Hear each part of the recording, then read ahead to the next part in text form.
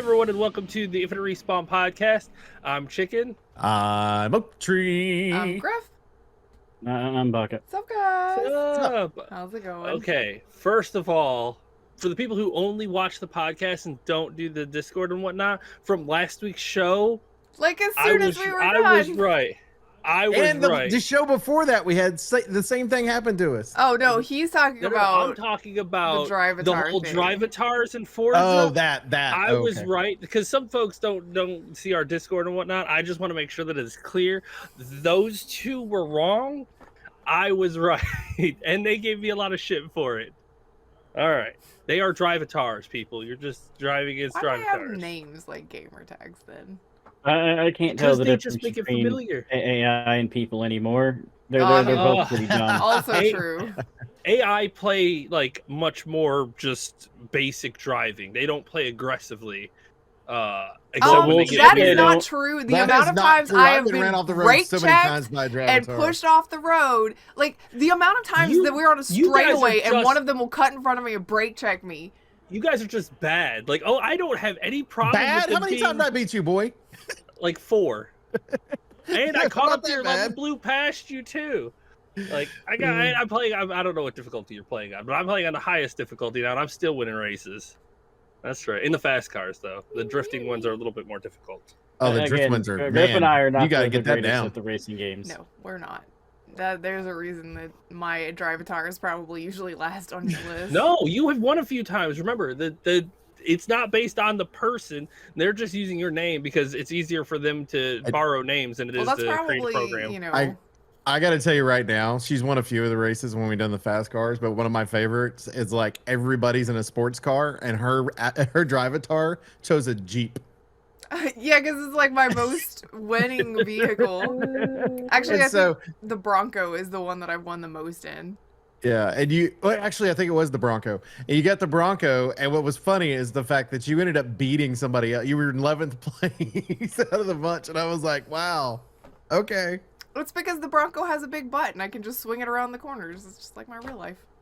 I don't know. It was a race last night. We were playing. I was in first. I was handling first pretty well, and I missed a checkpoint, and I went from first to 10th. But you got back up there. I powered because I got to drive the Bugatti. You give me the Bugatti in a race, and I'm pretty fucking good with it. I went from 10th all the way back up to 3rd, just barely creeped in there. Almost got 2nd, but I couldn't go fast enough on that straightaway. But that Bugatti is a gem. Have you gotten yours up to an X yet? I have not. I haven't done anything with it yet. Because one of the things that they have on there is they have like set tuning to where you can go in and find where somebody else is set tune. If you do that, it tells you what the rating's going to be, and you click on it, it'll tell you what your levels will be, like what to expect before you actually do it. And so I ended up doing it. That one of the things I wanted to do was handle better along with the speed. It increased the speed and the handling, and is an X, and it's 999. So it's maxed completely out. And I'm like, oh, this is ridiculous. Absolutely ridiculous. So I did the drag racing thing just to see on it. Yeah, I think you had 252 or 250 something for yours. I ended up hitting like 260 something or 270 something. I haven't done a damn thing with upgrades or tuning or anything because I'm too dumb when it comes to car stuff. It's like that's the reason I like somebody else has already set it up. You just go over and hit it, and it tells you. It's got like a little chart, and it tells you this is going to be a 10, this is going to be a 9.5, this is going to be a 10. So you could just kind of figure out which one you want based on that chart. It's nice. And I just slap shit together. Yeah, Baka made his drive. Upgrading. Yeah, I drove Baka's van in his little sandwich mobile last night, and I'm like, what is this even? Why am I going so fast in this thing? I felt like I was gonna die.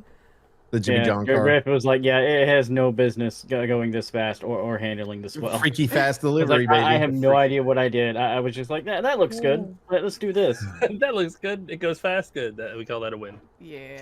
Baka's cars are some of the, like, when Baka's in the race with you. And does it use your friends, like, paint jobs that they've put on their car if they're in your not that I've seen. No, usually it's stuff that I have available in mine. Yeah, it'll use stuff like I just want everybody to see Baka's sandwich car. Like, He made his little it's shaped kind of like a cigar with 4 wheels essentially, and he made it into a sub sandwich. It's hilarious, and it drives too fast. Oh, is it 3? I thought it was 4. Mm-hmm. Well, it's 2 in the front fast. and the 1 in the back to make it go. Oh, that's right. Yeah. That car was scary to drive. If that was real life driving that thing, you would decapitate yourself in the first 2 seconds. Wouldn't it be a front wheel drive? Wouldn't they put it as a front wheel drive? Mm-hmm. Because that's where you're because otherwise you're just gonna spin, and when you turn, it's gonna whip you. I don't know anything about it. Kind of does that already. That's fair. I know we usually save our game talk for the end of the show. Chicken started that, okay? That's why I was going to go ahead and jump to the news. I just wanted to be vindicated after last week's, or last show's thoroughly beat up of me. I wanted to make sure that I got them back for that one. They're drivatars. You're facing AI. Anyway, to the actual news for this week. We're on Microsoft. We play it on Game Pass anyway. And right after the show last week, Microsoft decided that it was time to shut down some studios. Yeah. They shut down Arcane Austin, which was working on Redfall, and it was a surprise to them because they were working on offline mode, getting the pre-order bonuses out, the stuff and whatnot, and they were just like, well, that sucks. To be fair, the game did not do well at all. How many games have we seen turn around, though? Like, games that release in kind of mediocre condition, which I do not... That's not us condoning that. I'm not condoning it. Don't release shit games, first of all, or half-baked games. Release them better. You have a better chance. But even then, like, sometimes these developers get rushed out the door and then try to, do what they can. Because imagine if Cyberpunk got shut down before it got to become what it is now. Like, that would have been very, very tragic. Oh, definitely. So sometimes you got to give games time. I don't agree with it, having to give them time, but sometimes it's just how it is. Tango Gameworks has closed too. That's the one that's weird to me. And part of the reason the Tango one's so weird to me is because Hi-Fi Rush, a lot of people loved so much, and then on top of that, you've got a person that was like one of the execs, it might have been the head of Microsoft, was like, we want games that win awards and stuff like that. We want smaller games that win awards. And that literally is the definition of that game. They said that, and it wasn't like they said that right before that studio got closed. It was literally the day after that they said that. And it's like, bro, you had it. You had it, and then you threw it away because why? So what do you actually want? Like, that's some mixed messaging. We want this. We had it, but we closed that studio. But you just said, no. That's what we want. But you just... It's so frustrating. I'm so mad about it. And Microsoft's like, bye everybody. And then close. And then it's also really weird too on that one because of the fact that it just released on PlayStation 5. Mm-hmm. So it was one of the ones they chose. This was a breakout hit for Game Pass. We're going to send it over there to be sold, whatever. There's a lot of people that were wanting to play that game. But I mean, we also don't know what Sony's numbers were from that. So... there's no really telling on it, but still, it's one of the ones that they chose to do that. So they knew what they had to make that choice. It's just so freaking frustrating that that's the choices they're making. I get the Arcane one. I don't like the Arcane one, but I get it because of Redfall. I don't get Tango, and especially because Evil Within and Evil Within 2 both did really well, right? Yeah, they were both, and even Ghostwire Tokyo, which I played on stream, I think this year, or I think it was earlier this year. It was a pretty solid game. Like they seem to make pretty decent games, but I mean, it's like you buy up all these studios expecting to hit like diamonds on every single one of them. It's like that's not how it works. Because having some money is not enough. We gotta have all of the money.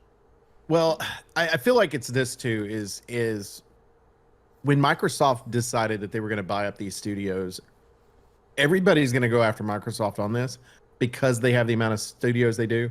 Let's keep in mind Sony's laid off studios in the past as well, but it makes a lot. They employ more people because they own all these studios. So when they try to make these decisions, they affect multiple studios versus one studio having a layoff of 100 people. You've got thousands of people that get affected by this because of how many they own. And so it's kind of, we know the layoffs are happening in the industry anyway, and the restructuring needs to happen. The problem is some of the decisions, to me, make no sense whatsoever. And Tango is one of the ones that makes no sense. I get the Redfall one, the Arcane Austin one. I get it. I don't understand the Tango one. If the argument is, well, they have so many employees that they have to handle, stop buying new studios. They're just contractors. Yeah, I mean, well, stop buying studios. That's it. Hire contractors for these studios. But so I got a crazy parallel that I am seeing. Like, all right, so you have the Xbox Game Pass and whatnot, and they just like chunk games onto that. I'm starting to get this strange viewing of it, that it's starting to look like Microsoft almost feels like they're a more hands-on version of Valve. Like, Valve has their store, and it's like everybody is their own studio. You guys and indies and everybody are on your own. You make your own money, but we'll host your game. Microsoft is like, we will buy everybody, we will help you, then you will put your game on our store or our paid Game Pass, and then we'll shut you off if you're not making enough. Where Valve is like, fuck it, you guys make bombs, that's on you. Microsoft's like, we'll buy up everybody. If you make bombs, we'll shut you down. Well, but I think part of that is too, and I don't know at what point Redfall was in production, but obviously, you know, it let's see, what is it, 4 years ago, 5 years ago they bought Bethesda. Yeah. So it's got to been within that level, right? Ago. Because so I feel like the hands-on needs to be, we need to see your quality of work before it can be released. We're going to be the ones that decide whether or not it gets delayed. I feel like Starfield, that's kind of what happened with it. Even though Starfield questionably could have been stayed a little bit longer, it definitely, the November of 2022 or whatever the original release date was, definitely was never going to happen. So I feel like that is more of what they need to do, and I feel like that's just, I think it's part of the issue that Embracer Group had, because they could have, you know, if people are just releasing whatever and the quality of work's not there, you're going to shut those people down. But you want to get money off your investment as well. You know, especially when you have shareholders and stuff like that are involved. Unfortunately, it is a, you know, that is something they have to think about, where an indie wouldn't have to think about that, right? Yeah, like I think that's what they need to do. They need to just start partnering with companies. Like, don't stick your hands in them. Just, you be like, hey, you want to publish? We'll give you a little investment. You know, you make your game, we'll put it on Game Pass, and so like Tencent does. Yeah, like Tencent will go, here's 10%. I want to throw you 10% at you. Yeah, we'll give you some money. You'll finish making your game, and then we'll put it on Game Pass for a year, and you could release it wherever else. And then it's like not our problem if your game bombs. Like, that's your problem. If they die, that's their fault. Like, it's not Microsoft making these decisions, because it's really starting to get old with Microsoft constantly shutting down. I can almost guarantee that the company that made Hellblade's Senua's Sacrifice 2, they will be shut down after. Yeah, they will be shut down after they release their game too. It's like, well, why? And part of it is and also things the not Ninja hitting Studio sales. One. Yeah, things not hitting sales goals. How much is that affected by the fact that it's on Game Pass to start with? Why are you going to buy it if it's on Game Pass? Like, do they factor in some sort of partial number for that? Or is that well, you didn't sell enough because... Yes, they don't look at its sales. They look at play. How many it's played hours. Unique visitors. Yeah, because... And I don't think... I mean, Ninja Theory, I'm looking at their old stuff that they have on here. Which is who makes the Hellblade series. There's that other studio too that they're about to release a game too. Odyssey to the West. That's the Enslaved. Odyssey to the West. Never mind. They are the ones that did the DMC, like the Devil May Cry remake, or not remake, but reboot. Yeah. Evidently, that was really good. It just should not have been a Devil May Cry game. Yeah, I've heard that it was okay. Like, people enjoyed it, but you know, it being Dante in the Devil May Cry universe. I just don't see. I don't think they paid a whole lot for that. If I'm honest, like, it just wasn't like where Bethesda, they paid a shit ton for the big company, and they can restructure inside. Where Ninja Theory is just a small company that bought, and they're gonna, as good as the first game looked, for Hellblade, the second one looks even better because it's in Unreal Engine 5 versus Unreal Engine 4. So I am very interested to see what they'd end up doing there. I would be very surprised though if they did that. And one of the things they did too, I think, with is it Sinuous Sacrifice was the first one? Yeah, Sinuous Sacrifice. Yeah, it was the first one. I think they even did a VR version of that game. I think they did. Yeah, so like, they were investing in that company, and I don't think it really cost a whole lot to run that one versus. Yeah, that's gonna make it harder when they shut it down afterwards. It's gonna be like, oh yeah, it's just it's not taking much, and they're making us money, but we'll still shut them down because I just can't wrap my head around Hi-Fi Rush, like. But having an exec saying they wanted exactly that, like you made a really popular game and it came out of nowhere and exploded. It won awards. It did exactly what you wanted. Huge, and then you shut them down. I mean, and it's the opposite of what they've been doing. Yeah. Yeah. Like if you think of the other 3 games you could think of off the top of your head, which are going to be the 2 Evil Withins plus the Ghostwire. Like those are totally different style of games, and then you get this, and it's like this big. I mean, so obviously they're bright, flexible, colorful rhythm. Player. Yeah. Like, I just don't get it. Yeah, they are absorbing some of those are moving into the other studios, but it's like, I wish that they would have given them the opportunity to be able to build off of that momentum as an individual developer versus. Okay, well, we're going to just shut this one down, and we're going to move Bob and Tina over here, and then we're going to move, Now, I love Embracer Group, but my opinion of them over the years have kind of trended downwards. The same thing with Microsoft. My opinion of them are like somebody there has to start like getting faith back because a lot of people are like, you can't do big acquisitions like this and then start just chopping off pieces of the acquired properties and still be like, but it's a good thing. But it's not. I get what you're trying to do, and I respect and understand a business, but. Like you're not really generating faith in us to know that you're making the right choices in some of these games and companies. It's like, I'm not a big fan. I'm not a big fan of where these moves are coming from and these decisions. So I'm wondering because we know that with the acquisition of Activision Blizzard, that basically they eliminated everybody that was in charge, and then they're putting their people that in there that need to be there, or in their mentality they need to be there. And I know that Phil has responsibility when it comes to that, who's in charge, but I wonder at what point does that stop? Like does Matt Booty and Phil sit in a room somewhere with whoever's in charge of Bethesda as the massive company and turn around and go, you're going to have to make layoffs. You're going to have to figure out how to do it. Or is that coming from them and moving down? Like, cause there's a meeting somewhere that takes place. At what point did they have a say so and they don't? Because I would be interested to see how that was broken down. And then is it just one of those where, I'm sorry, you've got to cut your budget by this amount. You're going to have to figure that out where you need to make those cuts. And that person has to go figure that out. And then the higher ups are like, oh yeah, that was totally us. We're the ones that told them, we shut those down. So they're kind of falling on the sword on that in that respect. Or if it's going to be one of those where so they're protecting the person they told to go do that. Like, I really don't know. Or if it's one of those, they legit went in and go, you're going to have to shut this one down because Redfall sucked. Tango, we don't know why we're wanting you to shut down, but you know what? Fuck you.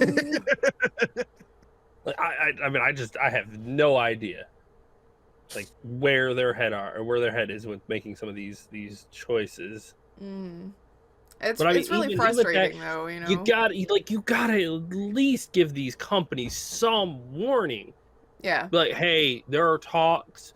It's not even talks. It's just like iron-fisted decisions, which I get. That's good in business. But not even being like, hey, there are talks going around. It looks like the company's in trouble. We might have to shut the studio down. Okay, people can start looking elsewhere or get their shit in order instead of one day waking up reading an article on Eurogamer that your studio shut down. And it was like, what? I don't have a job? What?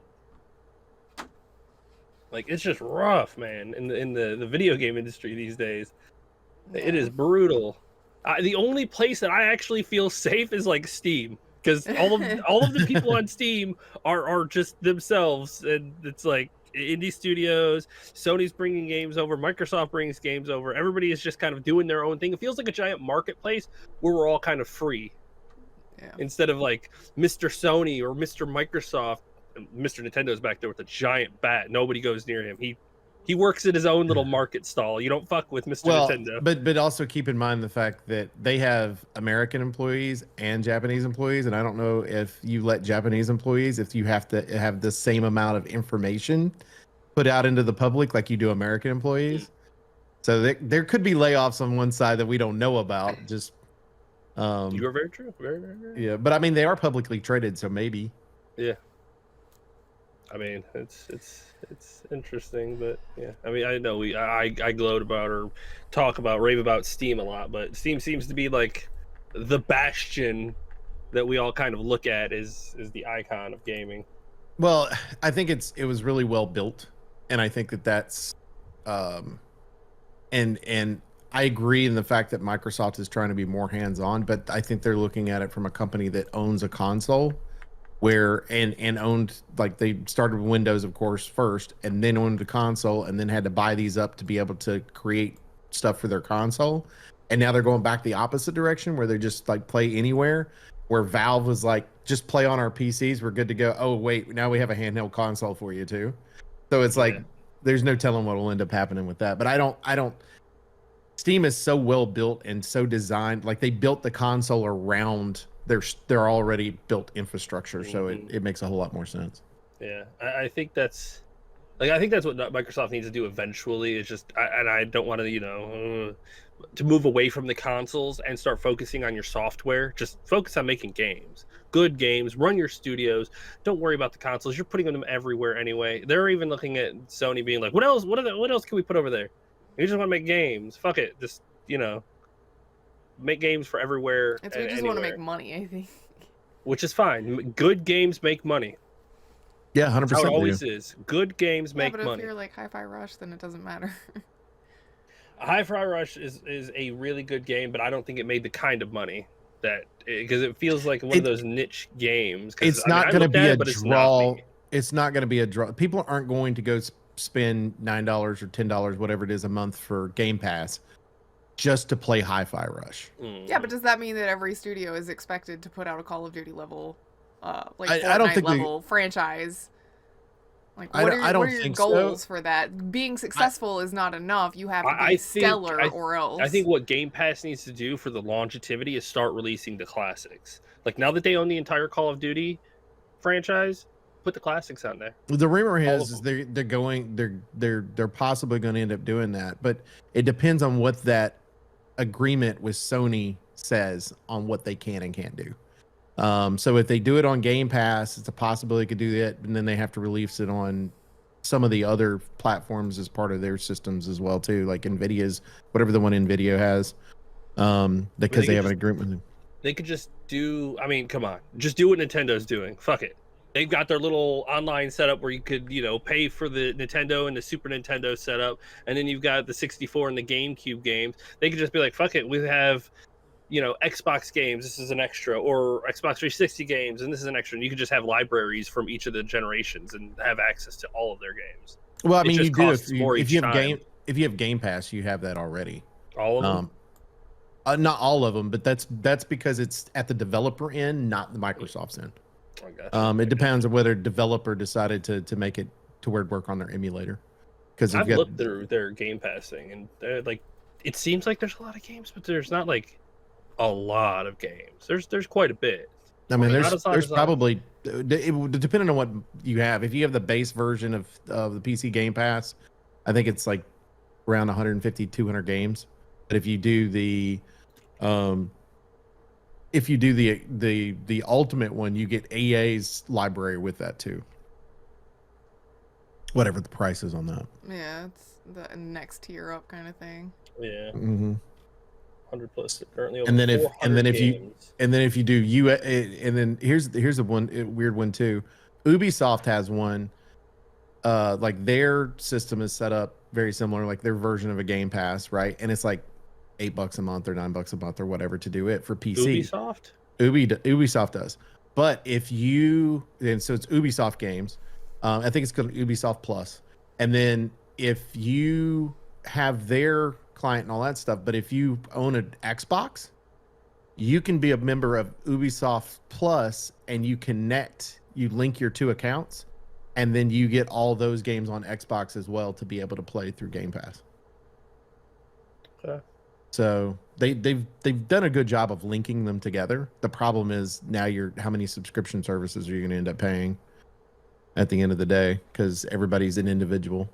I know. God, we need to go back to cable where we can just bundle these things. The only one that EA is the only one that I think that I could think of that is included if you do in which I have the Ultimate because I have Xboxes and PC. So it allows me to get the EA stuff as well on both. Well. Which is good because the NCAA football game is coming out and it's only coming out on consoles. What a weird choice, but okay. I guess it's because that's what it was originally released on. But I mean, come on, sports I got a controller in my hand. On consoles. Do I know? Sports games have a higher play rate on consoles. Oh, that's fair. So, and they'll probably be like, "No, you can't play. You can't play it on PC. They cheat." Well, we've got a ton of branches we could go from here. Yeah. We got Nintendo stuff, we got Sony stuff, we got Valve stuff, we got all sorts of different things. Square Enix. I think Square Enix would be Assassin's Creed. A good jumping off point because they're looking for other platforms. Yeah, that's perfect. So, as everybody has known, the Final Fantasy VII Rebirth has came out. It was a Sony exclusive, PlayStation only. And that has seemed to blow up in their face because it is underperforming on PlayStation only. But sucks. I bet it would sell like hotcakes on Steam. Yep. So Square Enix is now aggressively pursuing multi-platform strategies. They are working their exclusive contract ends May 29th of this year with Sony. They will not. So 10 days. 10 days from when we're recording. They will more than likely not renew it because they don't want it, and they are fighting hard to get out of the Epic agreement too. So they have seen the errors of exclusivity and are like, this hurts. We're leaving so much money on the floor for no reason. Yeah. Well, it wasn't long ago that Square Enix started selling stuff off, right? They sold to Embracer some of their stuff. Yeah. Some They of their properties, sold Tomb Raider, I think it was. Yeah, so that was like 2 years ago ish. Yeah. So like, and maybe it's because of your exclusivity, which that whole relationship started in the first place because Nintendo decided for the Nintendo 64 they were going to stick with cartridges, and it wouldn't allow them to be able to. Like Sony was coming out with the PlayStation, so they decided to put Final Fantasy over on it because it allowed them to be able to make a more complex game with longer cutscenes and stuff like that. So if you think about it from that standpoint, it's like that's how long this has been going on. But now the industry has changed so much, and people have, they play in all different ways now. Oh yeah. It's just and I guarantee they looked at the sales of Final Fantasy 15 when it was released exclusive versus the sales that happened after it became available, and it just shot up. Like everybody just wants access to your games. Of that game, and it's one for Xbox and one for PC. It's like I didn't even buy it on the Sony platform. Just give us the ability to buy. We will buy your stuff. You just have to make it available for us because a lot of us are not going to go buy a PlayStation console or an Xbox console for 1 or 2 games. Mm-mm. I mean, no, and most of us have like people that have been gamers for a long time usually have some type of gaming PC that they play on now for the most part.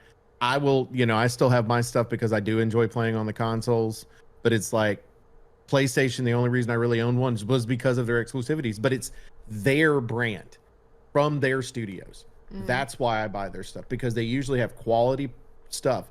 I don't care if Square Enix, you know what I mean? Like, I really don't. Square Enix needs to be available to everybody. Any third party needs to have that exclusivity needs to end. Fanboys are screaming at you right now. No, well, those are Sony games. We play them on our PlayStation. They don't belong on Xbox. You could still play them on your PlayStation, but that gives us access to play them everywhere. I mean, the only one that I don't ever see becoming like multi-platform is Nintendo. Like, yeah, I just don't see, like, Nintendo's never, ever, ever going to be multi-platform, and I don't know what is wrong with everybody, myself included, but none of us care. Like, well, I think the reason nobody cares is because Nintendo is in a different box than everybody else is in. Like, you've got this whole gaming box is here, and Nintendo's here. You know, it's like, and it's just like everybody's like, okay, and no one, like, it's connected. Like, you got a little line that goes on, and it goes in, it goes out. That's cool. And everybody's like, all right, well, let me see if we can figure out how to make Apex work on a freaking Switch, because there's so many Switches in everybody's hand. Let's see if we can make this game over here work. Xbox is thinking about trying to figure out a way to make Game Pass, the cloud part of it, working onto it. Like, yeah, it's crazy. I mean, nobody cares, but everybody loves it. I mean, if anybody, I'd love to see the numbers of people who play games on PC, what console they own. I have a feeling that it would be gaming PC and Switch. And then, you know, probably PlayStation after that, and then Xbox after that. Because, I mean, if they release it multi-platform, we've got our PCs, which could play all of the Sony and Xbox games. And then, you know, we don't have that option with Nintendo. But Nintendo's consoles are versatile. Like, the Switch is versatile. It's not just a console. Well, I think that's the advantage, too, is, like, one of the things that, you know, if you were to ask every gamer out there and you said, okay, like you said, what consoles do you play? And you're going to have the PC. If you own a PC and you own a console, you most likely own a Switch too. There's always going to be that second. There's always going to be the second, or you want one. Yes. You know, like if you don't have the money for it, I get that too. But most people will probably want a Switch of some sort. And I think that's where, the industry as a whole is going. I think people are going to want more variety. It's out there. Steam Deck has allowed that to happen too. Thank you, Steam. With a little bit of hacking on the Steam side. I mean, the because it's a Linux system, you can put in Microsoft Edge onto it and put a certain code in there, and that allows you to be able to do the cloud system on Game Pass onto your Steam Deck. So you still have that available to you. So it's like there's a lot available to people now, and when you have choices, something like this where Square Enix is like, I'm out, is being gonna locked happen. into just one of all of these markets is just nothing but pain these days. So I totally get why they're looking. But also, speaking of the Switch 2, Nintendo casually announced the Nintendo successor, which I find absolutely hilarious. It was some funny stuff. Let's see if I can find it. They made a tweet. It's a tweet. It's still Twitter. President of Nintendo will make an announcement about the successor of the Nintendo Switch within this fiscal year. It will have been over 9 years since we announced the existence of Nintendo Switch back in 2015. We will be holding a Nintendo Direct in June regarding this Nintendo Switch software lineup for the latter half of 24, but please be aware there will be no mention of the Nintendo Switch successor during that presentation. So basically, yeah, there is. We've got it working. We're going to show it off, just not at June. So don't look for it there. Nope. Yeah, so casual. About how casual that is. Like, everybody's been thinking, the rumor mills are churning and whatnot, and Nintendo doesn't even come out of hardcore with their fancy videos and whatnot to show it, or their demos. They just say it. Yeah, we got it. It's back here. It's behind the curtain, but we're gonna wait. Not yet. So now everybody's like, I just think it's so funny. The fanfare. Where? They're like, yeah, whatever. You're gonna buy it anyway. We've got it. Just you gotta keep waiting. Like, yeah. I'm interested to see. Only Nintendo.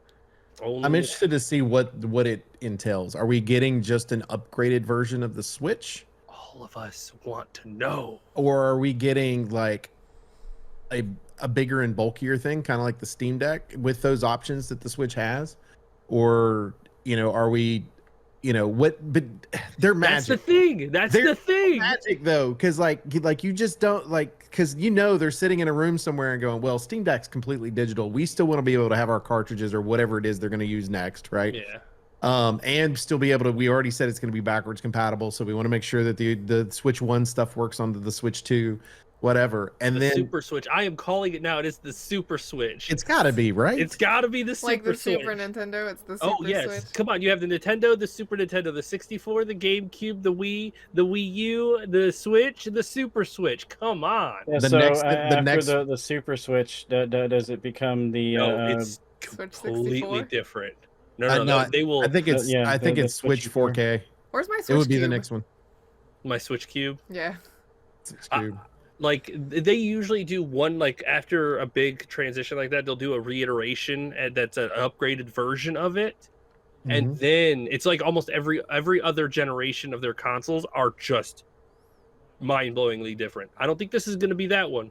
I think by 2032 we will see something that is so crazy from Nintendo.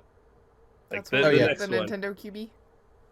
I don't know. You remember the Wii? How crazy that was when it came out? You remember the Switch when that thing came out? Yeah, like You gotta have some Those We'll filler. get the Switch. We'll get the Switch U.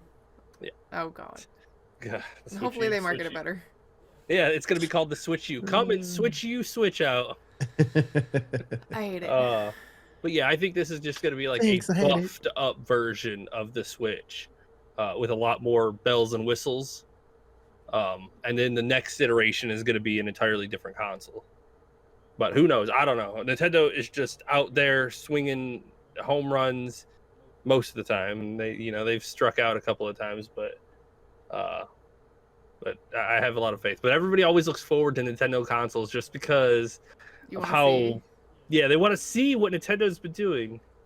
Which it's so different from Microsoft and Sony, because Microsoft and Sony, all they ever do is just like beef up their machines. They look about the same. They're just cubed. I think the PlayStation had the most Rectangles. interesting design because it's got like the little flappy panels on the side. But I mean, other than that, it's like it's not really panels. it's not really innovative. You're just putting better equipment on the inside. Crack me up. But Nintendo always wants to do something more, One of the something comments different. was an announcement of a not announcement peak 2024.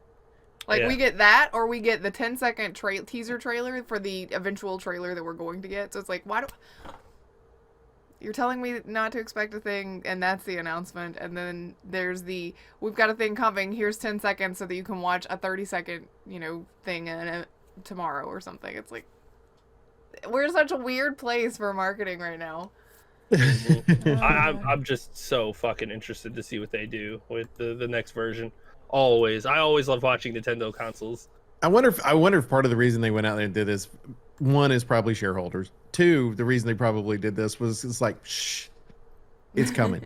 Yeah, Stop pretty talking much. to us. Stop asking. Let us work. We have other things to do right now. Pay attention to this, and then this is later. Just stop asking about this other thing. Oh goodness. Well, to jump off the Nintendo news onto the Sony news, we should have started the show with this one because it was an another one update. right after the show. This is where I thought you were going earlier when I should have. I Drivatar. completely fucking skipped over this one, but right after the show, last show, Sony overturned the whole Helldivers 2 PSN requirement. Which is shocking. I said on the show that I would be surprised. I am was very surprised. Same. I am happy Yes. about it, but I am surprised they decided. We've heard your feedback. Like, I'm surprised that y'all didn't have the forethought to think that was going to happen in the first place. They probably just figured like most corporations, they'll just get over it and Yeah, we'll just wait plow and forward and forget. do what we want to do, and they'll get it. Oof, man, it hurt. It hurt bad. Well, all you got to do is just and I'm going to say this to any company that's out there. I understand licensing agreements. That's different than what I'm about to say, but it should just be an optional thing if I want to keep up. Like in this case, I get PlayStation points or something like that, or my trophies carry over or whatever, as though I'm playing on my PlayStation. For people that care about achievements and all that type of stuff, it should be an optional thing. It's there. It's available. Now, Microsoft requires you to do it for a lot of their stuff for licensing agreements. So if you have, like, if you're playing on Game Pass or something like that, it automatically does it that way. That's a little different. But I like the fact that they backed off of this, but I'm now nervous on what they're going to try to do next.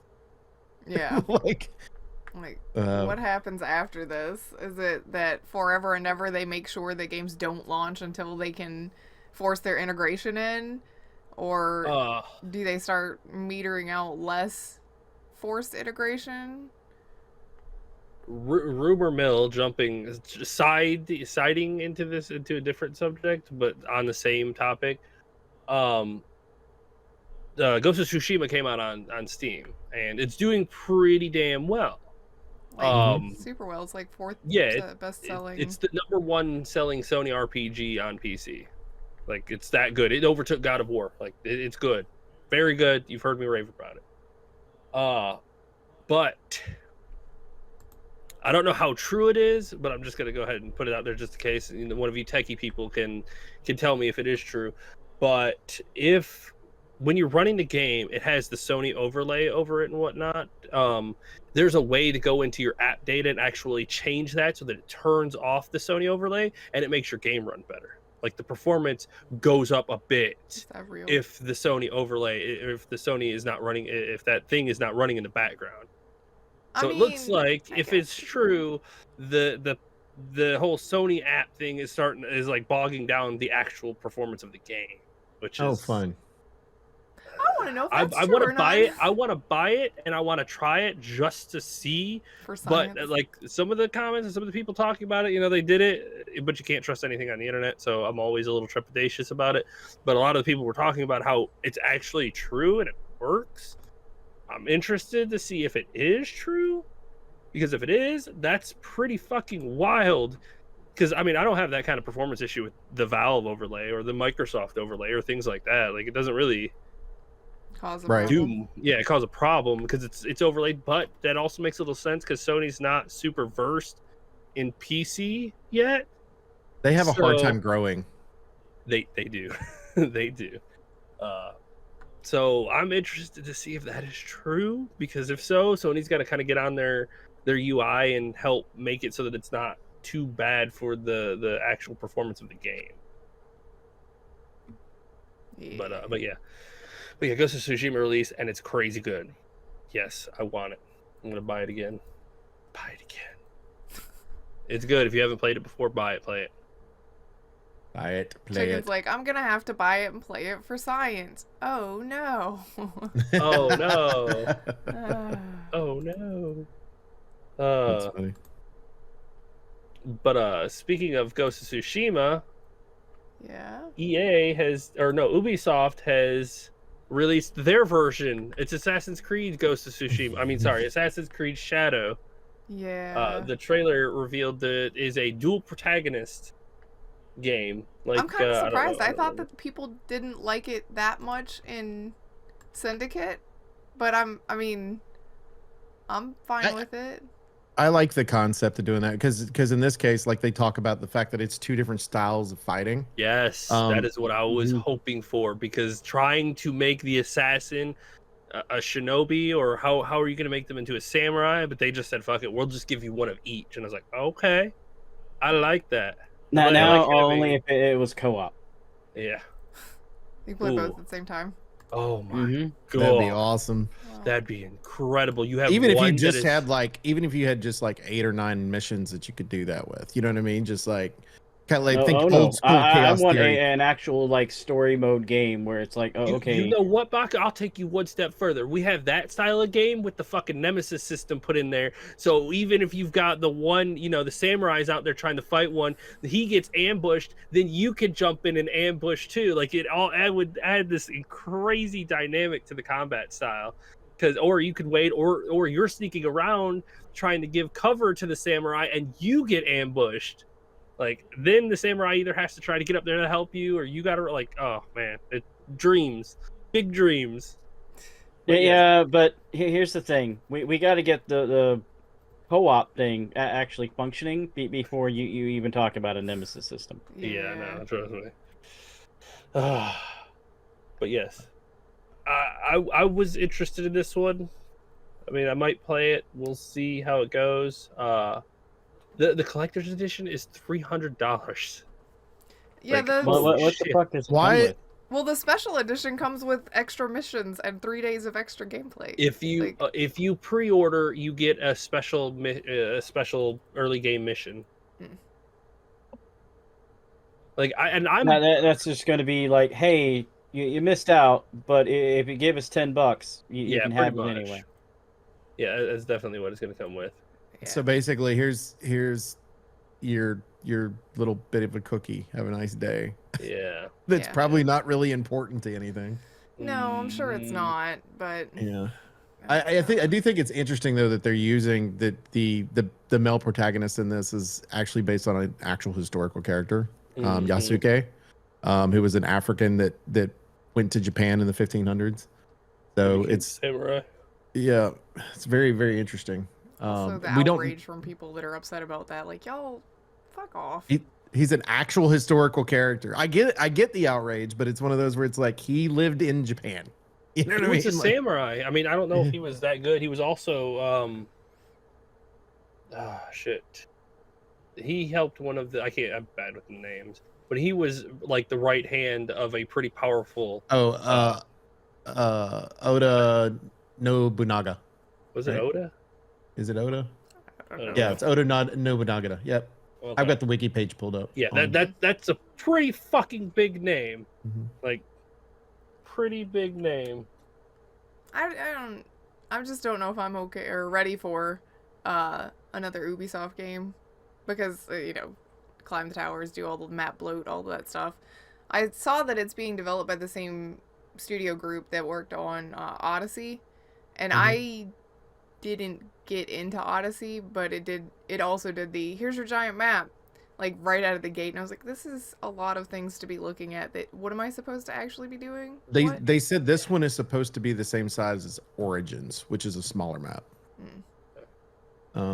So I mean, I'm down. Like I am down for giant open world like gameplay exploration style. Yeah, but I like Odyssey. The issue I had with Origin is like the all the side quest. The bloat. It was like all the same shit. It's like this idiot got captured today. Break into this same exact place you were just at and go free him for me. Like, good thing they don't ever do security upgrades after you've broken in 3 times in a row. Hey, they don't have a nemesis system. Don't they don't know how to they adapt. They have a very tiny memory apparently. Yeah, they don't know how to Odyssey adapt. was a lot better about their side quests though. But yeah, it was much bigger. But most of it was also traveling on the fucking boat. Fun I mean, times. I'm interested. It is in my fucking wheelhouse. Feudal Japan with a samurai and a shinobi. Like, but I also am. I'm honestly scared of Assassin's Creed games these days. 1, performance. 2, bloat. And 3, I'm definitely not going to buy it. Like, I'd have to, rent it or find it on Game Pass or do the monthly thing for a couple It might of be. months. I would look and see if it's on their Ubisoft Connect day one. I think it is. If it's on day one, pay the $9 or whatever it is for 1 month and cancel immediately. That way you can play the game. Yeah, that's kind of where I am leaning because I do want to play it. Absolutely. Oh yeah, it's coming soon to Ubisoft Premium.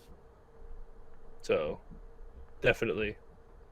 There you go. That way you're not playing full price and you can still play the game. Yeah, I still want to play the game. It honestly, doing these monthly subscription things almost feels like a modern version of Blockbuster. You go in, you pay, you rent the game, except you get a month instead of like a weekend. Dude, it's when Netflix arrived, right? Like the original Netflix, the shutdown Blockbuster was receiving the discs, right? And then you all did the gaming one, whatever that was called. Yeah. We did Gamefly. So like that's what we originally had, right? And it's like this is kind of the same premise. You're going in and you do the trial for a month because it's the cheap trial price, and then turn it off after you've played the game. Yep. Yeah, kinda. But yeah, I'm definitely interested in playing again. It is right up my wheelhouse. It is exactly the kind of game that I want. I might be a little bit of a snob though, to be 100% honest. I think Ghost of Tsushima has some of the best swordplay I have ever experienced. It's not going to have that swordplay. I know. It's not going to have that Assassin's swordplay. Creed. That's where like you got to have the samurai is going to be different. I expect the shinobi to play like an assassin, but I don't expect the samurai to play like an assassin. I can't remember. It's going to be fucking you felt the same or not. Great value version of in comparison. Great value samurai. Oh my god. Graphically, it looks it makes beautiful. me want to play it more because I just want to see what great value Samurai feels like. Yeah, especially after playing Ghost of Tsushima. It's Ghost of Tsushima at home is what it's going to be. Lord, we have Ghost of Tsushima at home. Like the combat in Ghost of Tsushima is just again unparalleled. The combat, just you could feel every bit of that combat too. It's immaculate. They did an incredible job on that. I cannot praise them enough for their coding, their whatever it is, their gameplay. It's just good, incredible. But yeah, I'd probably try this one. Maybe not right out of the gate. It's a little busy. I might throw it up on stream and play it in the. It'll pop on sale at some point. Yeah, I'm sure it will. or you do like the Ubisoft Connect. It'll be like right around Christmas time. They'll go temporarily for 1 month. Do the same thing you do with the Game Pass, like she was talking about, right? So it's like there you go. Yeah. Well, there was that trailer, but they also gave a release window for GTA 6, which is apparently autumn of 2025. Okay. So we'll see. That seems about right. Get it ready for that holiday rush. Yeah. Oh yes. Yeah. Oh yeah, for sure. I will probably guess about October is when it'll release. Maybe. I think they're gonna want. I think they'll do a September release, September or November is my guess. One of those 2 months, because I don't know why they might do October, but I don't see why they would do it in spooky month. I mean, yeah, you're gonna kind of blow up, but you're gonna have a bunch of horror games and everything kind of blowing up, and GTA isn't necessarily like in that horror genre. Well, yeah, so doing it before will sell and then sells all the way through, or doing it after will sell. You've got so many people that are gonna play GTA regardless. I don't think it's gonna matter. No, it won't. But again, it's going to get drowned out by all the spooky stuff. I don't think it would. Mm-mm. I think that like people are going to play the spooky games on stream, but I have no doubt they're going to play those spooky games closer to actual Halloween. Yeah, they play it all month long. I watch. But I also think that you're looking at it from watching the stream community, which is a big community, but you do have a huge I watch of, like Eurogamer and like all the gaming news and things like that. During Spooky Month, everybody's putting out fucking ranking games for scary games. Yeah, these but are the best I would argue that a large portion of the GTA audience is the GTA audience, not the gamers. Okay. So they're First of play all, that it game. is not going to hurt their sales. They will sell the game no matter what or when. Yeah. It's about being drowned out by all the other stuff at the same time. And then as soon as it's over, it's going to be right back to the top. Like, it'll probably be #1 selling game for a long time. Yeah, GTA does not get drowned out. It does the drowning. Yeah. To be fair, I think Rockstar abuses that system. Like, they ban people regularly just to make them rebuy it. And they won't reconsider ban. So if they ban you wrongly, any sort of infraction, you get banned permanently. I'm wondering though, rebuy the game. And I'm just thinking about this for a second, because of the massive amount of people that play that game, how hard it would be to look at the appeals if somebody does get banned. So it's just a lot easier for them to just go banned. Too bad. Oh yeah. And then just have somebody else, and then they have that person rebuy it, and then it's like it benefits them at the same time. So why stop that behavior? Exactly. Right? Like I said, I'm almost guaranteed that if they just ban, like if you got even a problem, they just get rid of you. Buy a new copy if you want to play again. Like yeah. So I'm pretty sure those numbers are bloated over years and years of banning and buying, banning and buying, banning and buying. Hey, you know what?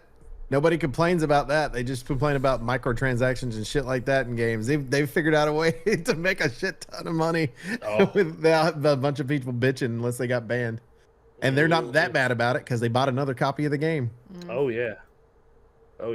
I do think that we're in a ridiculous state though because this game just got its launch window and it's over a year away. Like, why do we announce things so far in advance? Nobody's because they build up hype. But I mean, the hype you get tired of the hype train. You get worn out. Like you just said, it doesn't matter. It doesn't matter when they release. Like, it's going to be popular and they're going to sell. It doesn't matter when. Like, GTA is outside of the realm of it matters. I guess so. I mean, this could lead into our next one of our next stories too, by the way, because think about the next group we're going to talk about, which is Valve. We've already talked about it before, but think about the fact that right now they've had their next game leaked, and it looks like an Overwatch style hero shooter. It's like Paragon. Hey, go with Smite. Stop going with Paragon. Smite, whatever. I'm not big enough into that genre. Sorry. MOBAs. But that particular game, like if you think about the way Valve releases something, they have the old Steve Jobs habit of releasing, right? Which is it's coming out next month or whatever. Mm-hmm. We might get a little bit of a rumor or something, but for the most part, there's no announcement ahead of time. It's just here you go. Here and again, something Valve can do that nobody else can do. And I guess the rumors for Rockstar with GTA 6 and the hype was getting up to a certain point that they're going to have to say something, where Valve, everybody just has accepted over the years, this is how Valve works. Mm-hmm. We know we're not getting Half-Life 3, so here you go. We know this is how it works. Yeah, Valve doesn't really, like, I saw a nice little, and I talked to Griff about this too, Valve doesn't really, like, do continuations and things like this. They're more of a problem-solving company. Like, they'll do things, like with the Steam Deck, people wanted an alternative. They wanted something for PC that would be like the Switch that you could play your PC games on. It's like people were just like dreaming of something like that. And Valve goes, that's a problem we can fix. And they fucking make the Steam Deck. Well, and everybody else's solution that came out with one right around it was a cloud service game deck, you know, and now you've got ones that are Windows based. They don't run as well as the Steam one does on because of the way Windows is so bloated. So they got it just doesn't work as well. So like eventually that'll get up to that level, but it's like where they solve that issue, you know, and it's like, okay, wait, we're good. We've got what we need. Oh, but you wanted an OLED screen? We got you. You know, come out with that version of it with a little bit more powerful. Which to me is why this next game from them, this leaked game, which I mean, we've seen Artifact fail. Anybody remember it? No, I actually don't. No. I'm sorry. Baki, you remember Artifact? Nope, looking it up now. I saw it mentioned in the comments, but I don't remember what it is. Not everything that Valve spits out is gold. Sometimes it's poop. So, but this one, this Overwatch-style hero shooter takes on the form of a MOBA. It's 6v6 in a 4-lane style. And I guess because MOBAs are still there. Like, MOBAs are still here. They're still prevalent. They're not as big as they were about 10 years ago. But Overwatch is popular, and MOBAs are popular. And I think Smite is popular, too. And Smite just got the announcement for their second game. So they're moving over. So I think the original advertisement for Overwatch, like the one everybody bought, that advertisement for the original Overwatch, was more of a mobile style game. But by the time it was released, it became more of the shooter that it ended up becoming. A hero shooter, like a regular old hero shooter. I think having Overwatch and I think, like, actually putting thought into this conversation, I think that's what Overwatch failed at. Because there's like, it turns into this like ham-fisted slap fight where there's like almost no pressure on the objective. It's just a slap fight pushing this thing back and forth. Whereas if you put it into a MOBA standard, there's more strategy around it. You've got to be more careful. You've got to set up properly. You can't just run 6v6 and aeromit, which is all random, all mid, and slap each other until somebody wins. Like, because I've watched Overwatch competitive, man. Those fights are boring. Like, they jump in, zap each other, do a bunch of damage, jump out, heal, jump back in, slap each other, jump back out. It's like, it's just boring and repetitive. Now, imagine if while you were having those fights, you had one or two that were off sneaking objectives or trying to push advantage, giving your team some sort of advantage because you can make a play somewhere else on the map. Yeah. Instead of just a slap fight in the middle 100% of the time over the objective over and over and over again. This one's supposed to be called Deadlock, by the way. And according to the one of the people working on it or leaking it or something, it's like Valorant, Overwatch, Dota 2, and Team Fortress 2 had a baby. Which is interesting because they're basing it kind of MOBA-ish, but they didn't mention a single MOBA. Dota 2 is MOBA. I love you, Griff, but Dota 2 is one of the biggest. Sorry, my brain glossed over it for real. I was too busy looking at Overwatch and Team Fortress because those two are, similar enough to each other. Yeah, so it's like, wait, but that's kind of saying the same thing twice. That's what my brain was stuck on. I'm 100% interested, and Valve loves to do free-to-play games too, like. Or they're cheap, and then you could buy stuff in the game. But I am 100% interested. I want to see what Valve does with their idea of a MOBA hero shooter. And I'm wondering, like they mentioned Valorant that's on here. That's pretty sweaty at the end of the day. So is this going to be casual or sweat? I'm going to tell you this now. Every MOBA, every competitive game turns to sweat no matter what. Right. Like there will be people that push the limits, that want to do something, so that if this game does get popular, they're already at the forefront. Everybody is chasing their dream of becoming famous. Right. And if this game somehow becomes popular and you're at the front, they can't all be like us and be super famous. I get it. Yeah, I know. That's so you get these super sweaty people, but I mean, people play Valorant who are bad. They just play it because they enjoy it. Same thing with CSGO or Overwatch and things like that. Like, yeah, you've got the sweaty people, but hopefully the MMR system will separate the hardcores from the casual. This has been in development since 2018, it says. Doesn't surprise me. In some form or another. Yeah, they're gonna. That's what I'm saying. They hold their cards tight. Oh, so it's like, and then all of a sudden it's gonna be like released. Just a little boop, done. I guess we'll find out. As for when we'll see Deadlock announced, the large playtest suggests it won't be long now. I'm guessing within a month or two. They'll just be like, "Hey, look at this," and then it's it'll be probably going to be a fall released early access. Is what I would think. You're going to go this summer. You're going to get some beta in, and then it's going to be. Oh yeah, for sure. Valve does not let I don't know how they do it, but they don't let things break or leak until they're ready. And which is crazy. They probably got really loyal employees. So, well, the employees get to work on pretty much whatever they want to work on, right? And that what their whole atmosphere is. Which I've seen. Somebody was like, "I'm super afraid of when Gabe will retire because who's going to take over the company and this and that." And he's like, "It doesn't matter. Like I don't run anything here. Everybody manages themselves. If they want to change what they're doing, they just move to a different one. If they've got an idea, they bring it up. Like Valve is apparently just an open company where you can just move around, do whatever you want. Everybody's happy. Everybody's working on stuff, and company just flows like water, which is good. It's a good environment that Gabe has kind of developed over these last few decades. Oh, for sure. Decades. Now he's 92. Oh, good God. 92? No, he's not. I'm just making. Oh, I was to say, shit. I was about to say, no, definitely not. I bet he's in his 60s though. Well, you got Google right there. Google it. It looks like he could be in his 60s. He is 61. 61. Look at that. See, you're right. He is worth $4.3 billion. Good God. He worth a lot of money. And probably lives in the Cayman Islands on a beach. Oh, I'm sure. While his company runs itself. Oh yeah, like that's what you dream of. Like Gabe is the dream gamer that we all wish we could have done back in the day. Started up this tiny little client that is now worldwide renowned, and now he's got his hands in so many projects and companies across the world. It's like, wow. Okay. I remember the first time I can tell you the first game I ever played on Steam, which was Portal. Mine was Left 4 Dead, I think. I think Left 4 Dead was the first game I ever bought. Left 4 Dead 2 on Steam.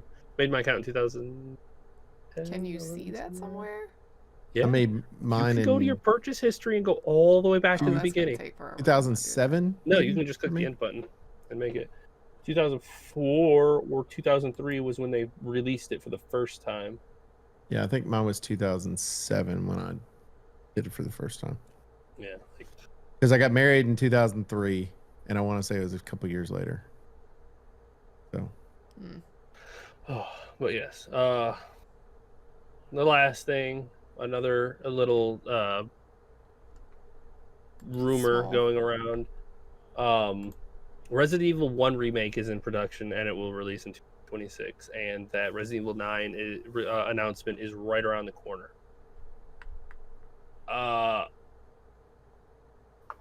I am curious of what they are going 9 is to the one do. that's not like any of the others that have been released recently, right? What, Resident Evil 1? No, 9. 9? Yeah. 9 is supposed to be like open world, different style, build entirely, which Capcom has been like landing hits one after another. They are not making bad games. I think the Resident Evil 3 was the meh. Mm-hmm. The biggest problem with that game is the price point. Like people like didn't they also cut $60 from it? Yeah, they cut a ton of content. Which again, if the price point would have been like $40, people would have been like, "Oh, it's not the Resident Evil 3 I know," but it came out of the $40 price point. I can see why they priced it down because it's just not a full enough game like the other ones have been. But they priced it at $60 and cut a lot of content, and people have been unhappy. But I think remaking Resident Evil 1 is like mind blowing. Because there you are actually changing the mansion.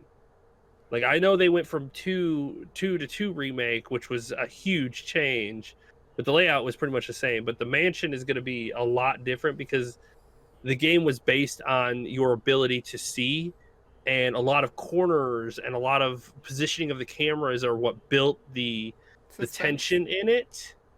And having that removed is going to be different. So we'll see how that one goes, or if they just go tank control style, which I highly doubt.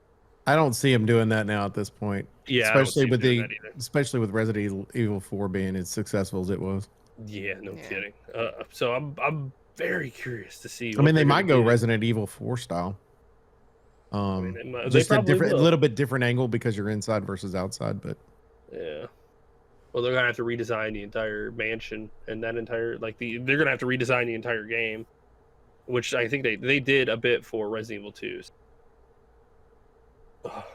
So I'm interested to see how they're gonna do this. If this one is released in 2026, then we will probably get Resident Evil 9 sometime this year, if not late on this year. Because they do about 2 years in between every one of their games. Because I don't think we got anything this year. We haven't got an announcement on it, so maybe in June we'll hear from it. Yeah, but yeah, very, very, very curious to see what Jeff Keighley will be very dramatic leading up to it. Sure. Okay, it's the way it rolls. Yeah. Well, that's all the news. So what have you been playing this week? I got a new PC this week, so we did play Forza though. Like we played a lot of Forza. We talked about it earlier. I've been playing Fallout 76 with some friends. I actually don't hate it. Like it's pretty good. The only thing that I think is interesting, because it's very Valheim-like in the fact that you can take your character, build your own world, and build your character up, and then come into a friend's world. But you can also bring all your stuff from the other world. You bring your camp. Yeah. Whatever the well, you got your camp too, but if you whatever you have on your person, you bring with you. So if you go and farm and get a bunch of nice weapons or something like that in your world, and you bring it over to your friend's world, then you're, popping people's heads off and stuff like that with sniper rifles, whatever. But so they do have that as a thing, and I'm not really sure how I feel about it, because I feel like you all should be able to progress together. And instead of having of course, I guess it'd be up to the friend group too. Go do your character, but bring this character here and the only one, because you can make multiple characters. Yeah. But I do enjoy it though. But you've got to make sure, and this is annoying to me, if I invite a friend to play with me and they join that game, I still have to click on them and tell them to be part of my team so they get credit when we do things, which I think is dumb. Yeah, I feel like it's because you don't. It's because you're on a server. You don't have to play with them. If you just want to roam around, if you guys just want to be in the same world, you can. You don't have to play together. Mm. You could just like bring a whole group of people and then run around and do whatever you want to do and then team up and do stuff later. Or if you're done, you be like, hey, I'm going to go explore this part over here. I don't have it. You need to go do your quest over there. We can kind of separate. Which I get. It's, you know, it's joining my server versus joining my team. Yeah. I guess it's true. It's kind of weird though. But the Forza does the opposite. When you join their team, you join the server. Yeah. Right. So.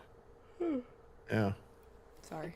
Are we boring you, Griff? No, I just stayed up late playing last night. I was playing Forza with Baka. It's so good. Playing with my stupid crazy cars. Mm-hmm. Yes. I have been stuck playing Manor Lords. Stuck. My like city he hates died. it or something. Your city died? What did you do? Not a lot, It got raided. Oh, it got raided? Yeah. Did you not have enough weapons to defend yourself? Mm-mm. Yeah. I was just a little bit short. I was like, yeah, I should be able to finish this out and have some people for like another week. And they're like, hey, knock, motherfucker. And you're like, well. I'm still going strong. I do like the fact that it tells you a year in advance. We got plenty of time. Yeah, next year you're being raided. Be ready. Okay.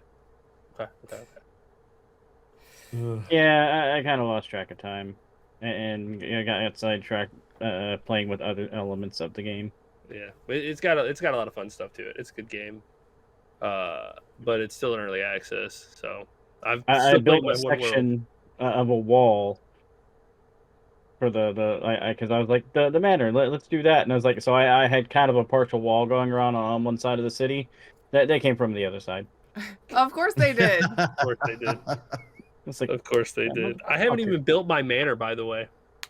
I wanted to see what it did. I want to see what it does, but I don't have enough level 3 houses yet.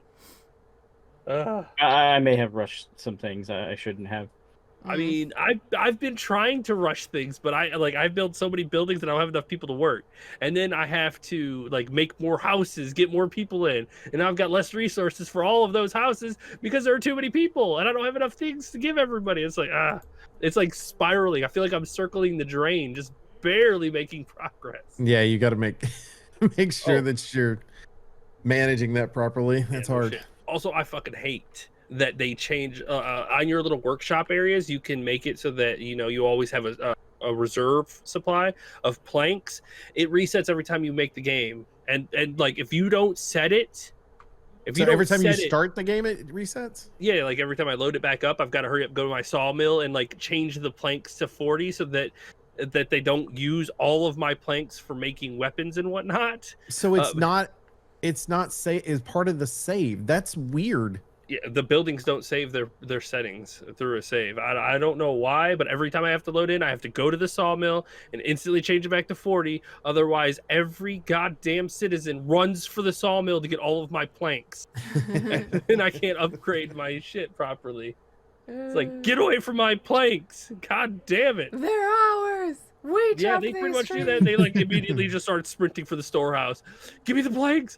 Hurry, I need to make swords and boots and bows. It's like, no, motherfucker. Back up. I need them for building houses, not you. That's funny. Oh, man. I've just been trying to finish Mass Effect.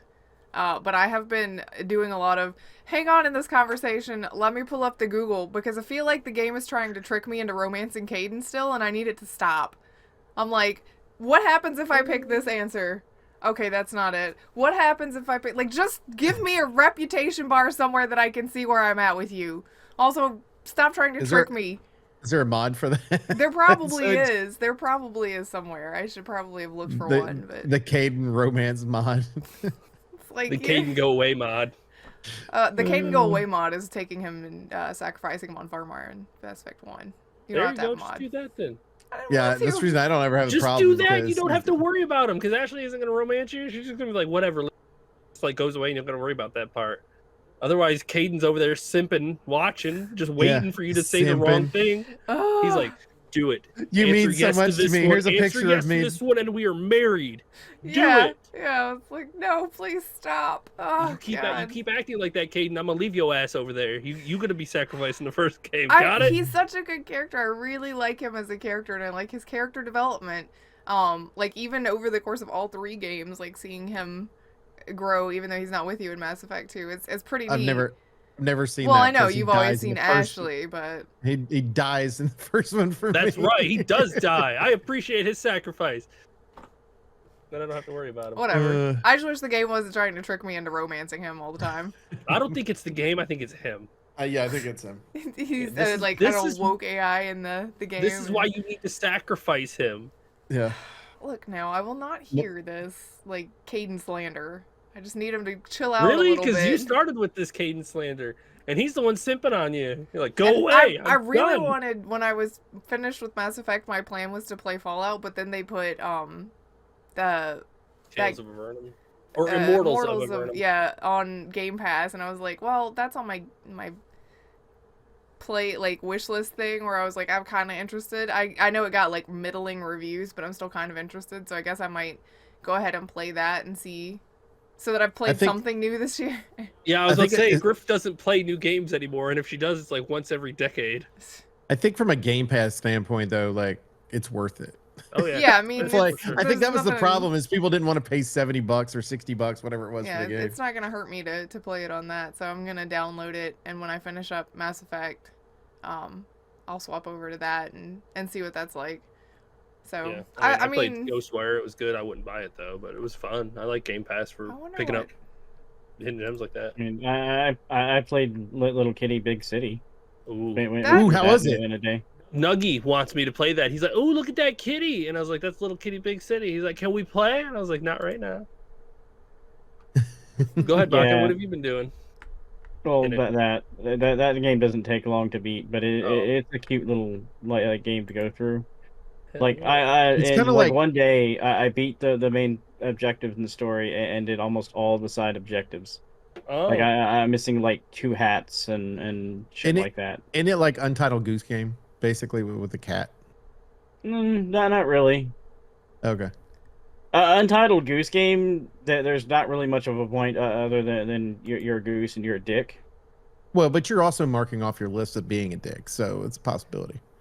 There's a plot line too. Yeah, the plot line is be a dick. No, it's not. But there is a plot line. Well, the kitty one is mostly just you're trying to get back to your place because you fell off the building. Oh. Everybody's Yeah. Sounds like he landed on his feet, so we're good. Oh. No, actually, you land on a crow. Oh. That's flying, and he carries you off in a little bit away from the city. Oh God! Wow, that escalated. Thought cats always land on their feet, but apparently they land on crows. Crow's feet. That's awful. Perfect. Yeah, they got one response for it. This Immortals game has mixed reviews. Mm-hmm. Yeah, that is what Game Pass is for. Yeah. Well, exactly. Hell yeah. I want to play it because it reminds me of Hexen. I like that it's like, here, more to play from EA. Apex Legends, free. Sims 4, free. Star Wars, free. Like, I guess it knows that I don't want to spend money on EA games. Mm-hmm. Awesome. Anything else? No. We could probably tell tons of stories on. Oh, we tried content warning. They updated it, and I won't talk about it a whole lot because I know Oak's got to go to a birthday party. But it was pretty cool. I like the update. I like that you get more monster variety and that there are more monsters in general instead of it being like, well, the first 2 days we saw the snails and that's it. Now it's like, day 1, what the fuck is that thing? We got beat up multiple times. We definitely got wrecked. But it was I like the update. It's a lot of good stuff. Awesome. I like the worm. Yeah, the worm is neat, and then the one where it's like the one that looks like us was confusing because I didn't know what was happening. But anyway. Oh, so it's a mimic, basically? Kinda, yeah. Kinda. It's a mime. No, there's a mime. There's a mime that does the like break dancing when you're not looking at it. Yeah, she's talking about the one that killed her and Cat. Yeah, that had the blue face. And yeah. Oh, the fucking raider, that thing. Yeah, whatever that is. The one that killed you too, Baka. Yeah. But I know. Because I was like, I'm gonna record him while he's down. Oh God, he's up. He's up. He's got his own taser. Yeah. Oh, that's funny. We do appreciate. Not do that much damage. The what doesn't? His taser should not one. Well, just knocks him down. It's a little OP, huh? Yeah. We do appreciate the harpoon guy. Baka, stop! Oak's gotta leave. Do it one more time, Maki. You gotta get it one more time. We do appreciate everybody that hangs out with us every other week. And even Respawn, make sure that you hit that sub button as well as the little bell down below so you get those notifications. Also, make sure you hit that like button if you haven't done that as well. For every Respawn, I'm Oak Tree. I'm Griff. I'm Chicken. I'm Baka. And Oak, there's more monsters. No, get out. Please